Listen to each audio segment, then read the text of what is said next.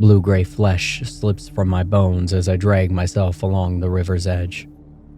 The lace of my gown, once white as a dove, now ragged and heavy, trails through the black water like entrails snagging on reeds. My hair hangs in ropes. My hands are numb. The cold is a living thing that presses its teeth against my spine. My children! Where are my children? The cry splits the surface and keeps going. Too far and too long. As if the river loves the taste of sorrow and wants more of it. The echo comes back wrong, cracked and stretched, like the water is practicing my voice. And I am melting, and yet I am ice, hollowed out and yet packed tight with a grief that has weight and edges, sorrow and doom, the two hands that hold me under. But beneath them, in older current coils, rage. Not the rattling anger of a drunk, not the flare of a single slap. Something deeper. A black rope pulled taut around the heart. Hatred for a smiling man who lies warm in a bed that is not mine. Fingertips drawing maps on a girl's pink skin while I freeze and rot. Santos. Even his name tastes like metal now. I remember. My children are gone. Santos is gone. He curls himself around promises he kept for someone else. He believes he is safe. He believes the river is only a river. At first, I will find my children. And then I will find him. And the river, patient, ancient, opens its arms as I sink a little deeper. And the sky weeps, the water drinks. The old thing that lives in dark water lifts its head and whispers. This grief is no longer grief. It is inheritance. And this is my legacy. The water was warm beneath my bare feet the day that I met Santos. Warm and forgiving. Nothing like the black current that would one day swallow me whole. The sand was littered with sea glass, shards that caught the sun and fractured it into prisms, red, green, and violet, tiny jewels scattered across the shore. Papa had woken me up at 4:30 a.m., and we pushed La Mareda, our small battered boat, into the Sea of Cortez, and began hauling up the hoop nets. Ragged and patched, frayed at the edges, and they still came up heavy with bright red crabs. And every morning following the same pattern, the catch loaded into Papa's black pickup, the road to La Paz, and the long day at the market. Blanca, get away from the water, Papa shouted from the boat. You know those currents will take you under and will never find you. I'm not a little girl anymore, I shouted back. I'm 18 now. You can't keep treating me like a child. And I stomped my foot in frustration, heat prickling my face. And I was so tired of this life. Tired of hauling crab pots, tending the sea stand, cooking, cleaning, and caring for my brothers and sisters. Tired of my papa's heavy boots and my mama's quiet sobs. I wanted music. I wanted dances and boys and nights that smelled of flowers instead of fish guts. And Perla had told me about the hibiscus dance that weekend. And all day it gnawed at me. And I knew Papa would forbid it, but hope fluttered in my chest anyway. Reckless as a bird. We loaded the crabs, covered them in tarps that bled seawater into the truck bed, and rattled down the winding road through desert scrub and cactus. The heat was suffocating, pressing down like a heavy hand. I sipped lime water and pouted while Papa hummed along to old songs about men who regretted only after their woman was gone. "Why the long face, Mia?" he asked finally. I don't want to work the stand today, I muttered. I want to see Perla. You know that's not possible. Now enough. And at the market, the air was thick with fish stench and sweat. My hair clung to my neck, my thin gray dress plastered to my body. Papa barked orders until, with a grunt, he wandered off for a cold drink. And I knew that meant Adela. It always meant Adela. Poor Mama at home knew too. But she stayed out of duty or fear, chained to a man who squandered everything. And by afternoon, the customers thinned, and the heat shimmered in the air. I braided my hair into 2 plaits, wiping the sweat from my face, and slipped out from beneath the tent. The breeze kissed my skin, delicious against the heat. And I ran, lightheaded with stolen freedom, daydreaming of the hibiscus dance, and then I slammed into him. A tall, pale man by the fruit cart. My breath knocked out of me. I turned, annoyance carved into his features, but in an instant, it melted like a smile that dazzled me. His blue eyes locked onto mine, and I'm sure that I blushed. Heat flushed up from my feet to my nose. He had reddish blonde hair, so different from the locals. It's quite all right. What's your name? He asked, very coy. Blanca, I muttered awkwardly. Oh, sorry, I really must be going, I blurted, and then I took off before he could say anything else. And Perla was poised outside of Estelia's Esthesia, overdressed and gorgeous in her crimson dress and heels. Men gave her hungry, measured gazes as they passed. She was voluptuous. I hoped someday to fill out like her. And envy prickled me. No one ever looked at me the way that they looked at Perla. Well, look who it is. Won't your dad get mad, Blanca? Perla teased as I jogged up. Only if he finds out, I said.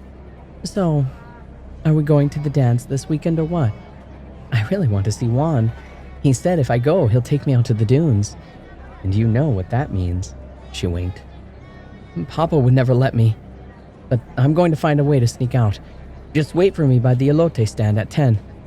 Okay, I'll meet you there. But if you're not there by 10:15, I'm leaving. I don't want Juan taking some other girl, Perla said with a dramatic shimmy. I'll be there, I grinned. I have to hurry and close the stand at La Pesqueria before my dad gets back. I'll see you then, and I turned to go. Bye, pequeña, she sang, waving me off. I rushed back through the maze of tables and tents, hoping to beat Papa. But there he was, propped against the table, furious and very drunk. Where the fuck did you go, Blanca? You know you want to leave the stand. What about the customers? Me off for some boy? You're a whore just like your mother, he thundered. You're drunk, Papa. Leave me alone and let me clean up, I shouted back. The market was nearly empty and no one looked twice. In those days, people didn't interfere in family matters. You better get this done quick, you stink whore. It's all of these fish, I howled, tears stinging my eyes, and anger burned my cheeks. Then he struck me across the face and dragged me by the arm towards the truck. I should beat you black and blue, Blanca. I should have never had you, you worthless, lazy. Then who would tend to all your kids? I shrieked, reckless with pain.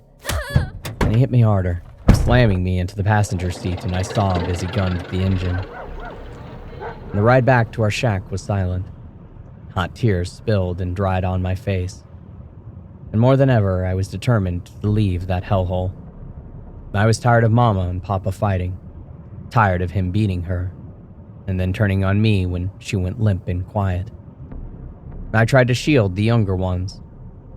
And there was never enough food, and what we made went to Father's vices and his goddamn lover. I'm the whore, I thought bitterly. Of course he knew about whores. That's where he spent all of his time. The weekend approached, and before I knew it, it was the night of the dance. Papa was nowhere in sight. I knew he went to see Adelia. I went down to the creek and I bathed in the last light. I washed my hair with crushed flower petals and oil to make it shiny and tamed. A sweet fragrance twirled in my nose as I thought about what might come. Who might ask me to dance? Would Perla show up? No sense in worrying. Excitement rose and pushed the fear aside. I chose a short white dress that accentuated my thin frame, sleeves long and see-through. And I felt like a dove, delicate and pure. I left my curls down, shining with the oils, champagne-colored heels Perla had snuck me the day before, and a swipe of red lipstick. And I felt strangely beautiful, something I never thought about myself before. But something was different tonight, a need that I didn't fully understand. I let my gut lead me and slipped into the night. I never wear heels. It took far longer than I planned to reach the spot where Perla was supposed to wait. I hobbled like a little old woman, trying not to fall. But she wasn't there. I knew I was late. Disappointment prickled, but I wasn't going home. I took off my shoes and I waddled towards town. Tonight mattered. Tonight was me telling myself and the world that I was ready to live my life as I saw fit. And from around the bend came heavy drums, gleeful shouts and trumpets. Music thick as honey. Women in bright dresses, painted like tropical birds, drifted past. And gentlemen in thin shirts, tight pants, and boots hurried after the young girls. And children, up long past bedtime, peeked from behind parked cars. And I felt shy and small. I walked slowly to the gate of the rodeo grounds where the dance was held. What a sight. Flowers everywhere, cold beer, groups stamping in circles, bailando guapangos. Magnificent and terrifying. I stepped through the gate and I wandered, not watching my path, right into a cluster of young men. And a hand slipped up the back of my dress. And fingers grabbed my ass. Who did that? ¿Cuál hija de puta? I snapped, voice shaking. Don't be so dramatic, one of them said, smirking.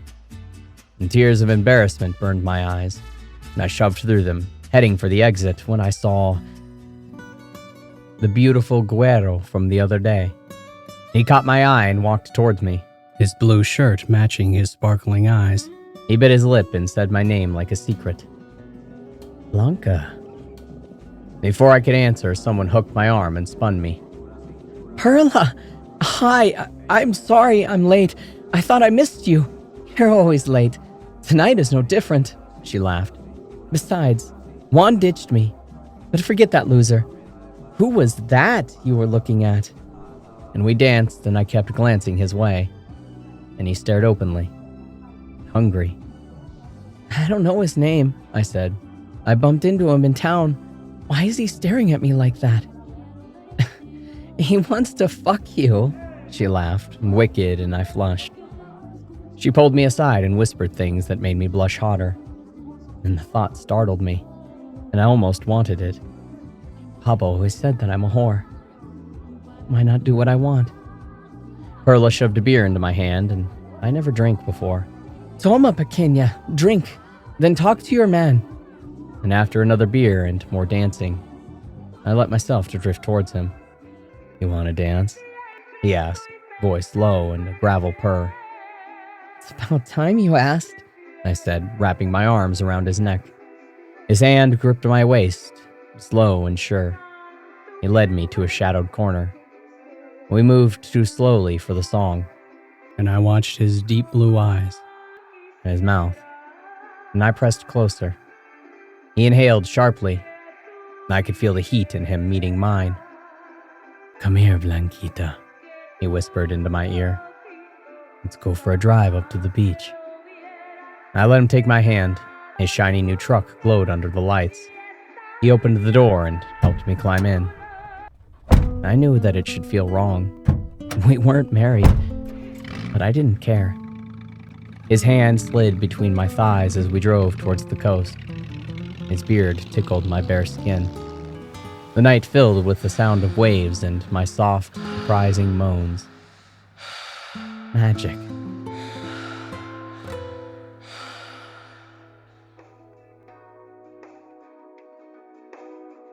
And by morning, I lay curled against his beating heart.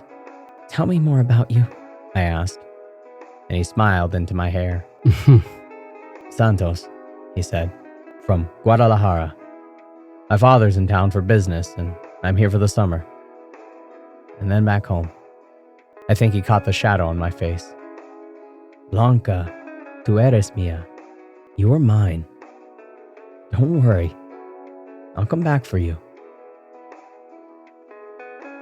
What a goddamn fool I was to believe that. 2 months had passed this way.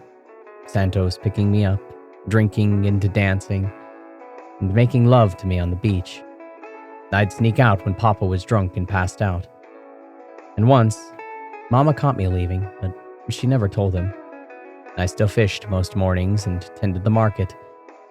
And all was well. Until the stomach aches began. I was hauling crab pots when a wave of pain and nausea cut me in half. I dropped to my knees, and Papa saw the blood soaking the hem of my dress and came running, cursing and frightened. What's wrong, Blanca? We don't have money for a doctor. Is it your menses? He stammered. No, Papa. I don't know. It hurts so much. I whispered, breath failing. The world tilted and went dark. When I woke, I was in La Clinica, and a nurse stood beside an IV bag.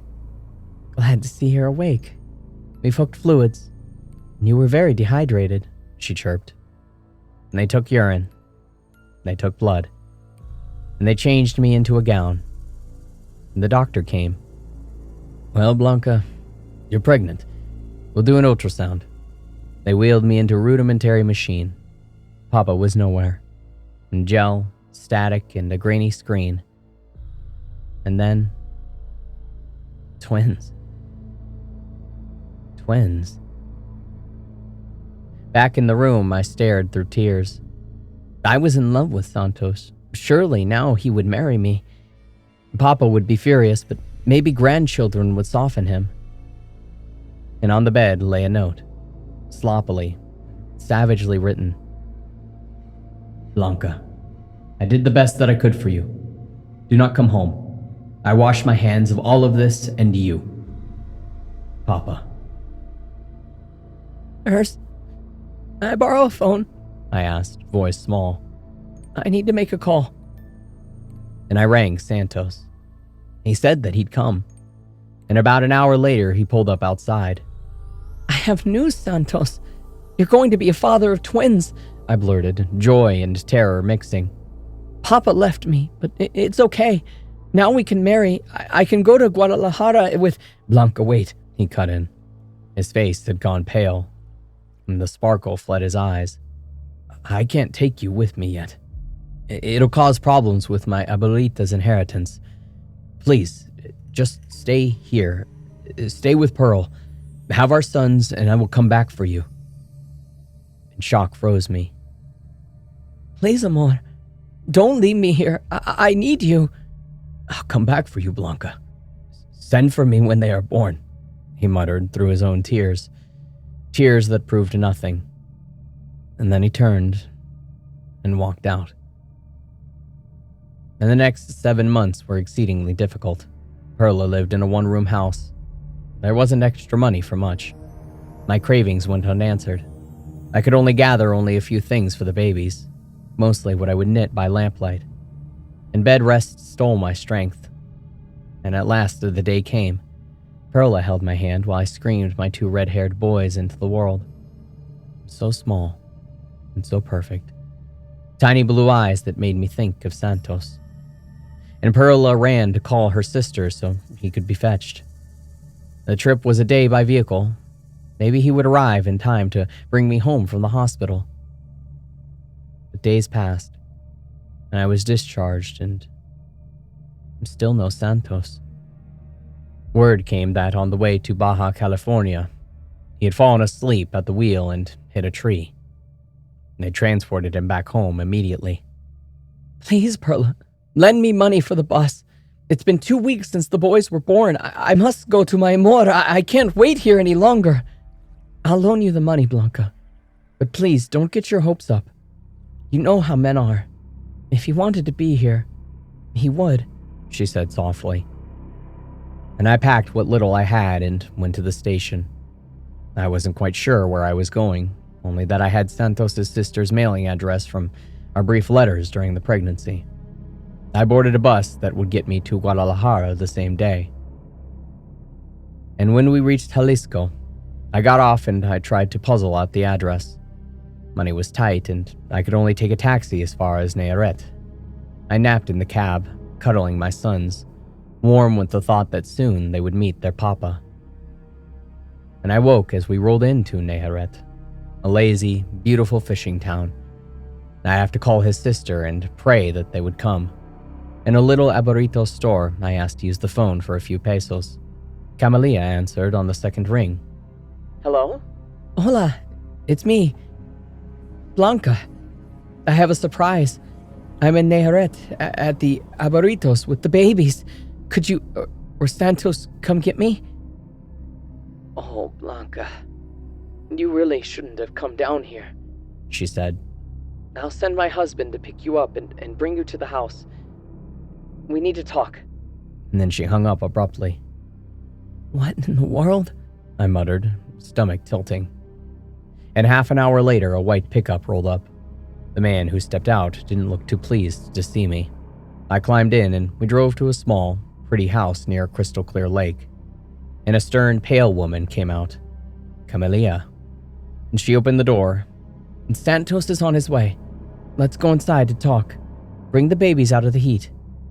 I followed her in and sat where she pointed, nausea and dread swirling. What's going on, Camelia? What is there to tell me? I don't know if there's an easy way to say this. And she sighed. Santos has a fiancé. They've been together for nearly 3 years, Blanca. I told him to tell you when I learned about the boys, but he couldn't. It's cruel, I know. No. The word fell from my mouth like a stone. No. And she brought out a small photo album. And there was my amor, his arm draped around the waist of a short, lovely young woman, their foreheads almost touching, lips tilted towards secrets. The way that I had often gazed into his eyes after hot summer nights, kisses that I would never taste again. And something inside me shattered like glass. And a new sensation flooded me, cold and black. My hands and legs were not my own. My voice went flat, light and distant. Do you have something cooler that I could wear, Camelia? I'd like to sit by the lake and prepare to see Santos. I'll take my niños to enjoy the shade of the mangroves. Of course, Blanca. Go pick anything you would like. He had lied to me. How could I have believed this? How could I have been so stupid? He lied to me about everything. He was always a liar. In her room, the closet hung with neat dresses. On one hanger, a long white gown, with a headpiece pinned to the same hook. How strangely perfect. Lace that draped in the middle like a river. And a bride's gown. I changed and pinned the headpiece, or veiled an ornament. And then I walked out, slow and deliberate, the baby in each arm, past Camilla's worried face, and out the door, barefoot onto the short grass, towards the water and the trees. The sun pressed down. One boy woke and began to cry, and I looked into his small blue eyes. For the first time, saw only Santos. And something dark tugged at my mind, pulling me away from myself. Each step thudded into the earth, and with each step, I owned less of my thoughts. And by the time I reached the water's edge, I was nothing but motion. And both boys were crying. I lifted the first and plunged his head beneath the surface violently. He flailed, silt billowing up into a brown cloud, the clear water turning murky, and I could no longer see his face. And I dipped the second. The silt thickened, and now I could see nothing at all. Their small bodies sank into the shallow lake, and I lay back on the bank, exhausted, and my eyes fell shut. Blanca! Blanca, where are you? The voice was frantic. Santos. I jolted awake. I stood and moved towards him with a blank face. And I felt nothing. My body moved like a marionette. And he ran to me and hugged me. But I did not lift my arms. Why are you wearing Camelia's wedding dress? Why are you soaking wet, Blanca? Where are my sons? He demanded. And I said nothing. Blanca, what the hell is going on? And still nothing. He stumbled away, searching frantically, and then he froze. In the water, 2 newborn boys, still and pale. And he waded in, snatching them up, laid them on the blanket that they had been wrapped in, and he screamed. A guttural, animal sound that shredded the air. He tried to breathe life back. There was no saving them. Something changed in his face. His body started to tremble. His eyes turned the coldest black. And he lunged at me, clamping his hands around my throat. What did you do? Why the fuck did you do? Why? He's yours! I screamed. From the deepest place a voice can come from. The cry tore itself out of me as he squeezed. And my feet scuffed the grass. And stars burst at the edges of my vision. But I did not struggle. I held his gaze and smiled, small and steady. I wanted that expression burned into him forever. That fucking bastard did this to me. To my children. My eyes glazed. Darkness folded over me like a veil. And from this day, they say that a woman in white walks the banks, lace dripping, voice warped by water. They say that she calls for her children until the sky itself weeps. They say that if you hear her and answer, a hand you trust will take yours, and then another, and then a third you do not recognize.